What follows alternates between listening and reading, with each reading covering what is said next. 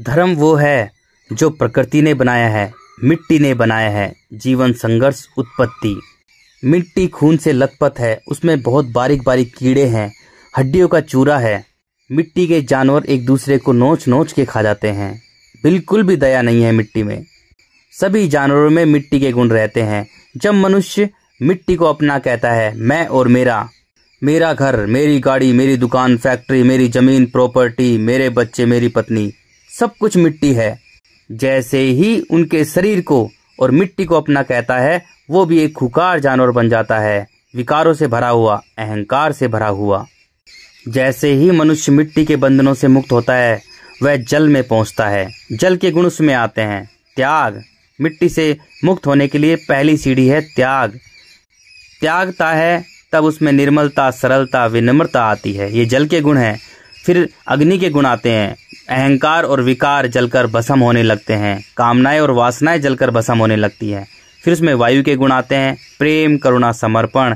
फिर वह वायु जो है अंतरिक्ष से चिपकी हुई है, वही अंतरिक्ष ही एकमात्र सत्य है। फिर वह धीरे धीरे अनंत, अखंड, अजर, अमर होने लगता है, शून्य होने लगता है, खाली होने लगता है। ये धर्म है। धरती पर प्रकृति और पुरुष का खेल चल रहा है।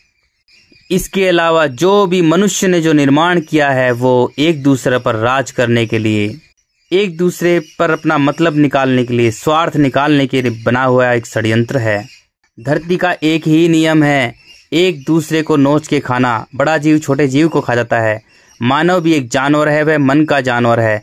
तो मन से वासनाएं दिखाकर, कामनाएं दिखाकर, अहंकार से लोगों को भरकर अपना फायदा, अपना मतलब, अपना स्वार्थ निकाला जाता है। उन्हें गुलाम बनाकर उन पर राज किया जाता है। यही धरती का नियम है। धर्म मन से होता है।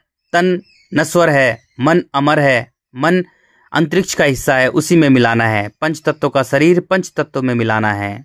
बाकी जो भी धरती पर चल रहा है, सब षड्यंत्र, कुटिलताएं, चालाकियां, विकार और अहंकार। मिट्टी मिट्टी मिट्टी खट्टी करने के लिए सब कुछ।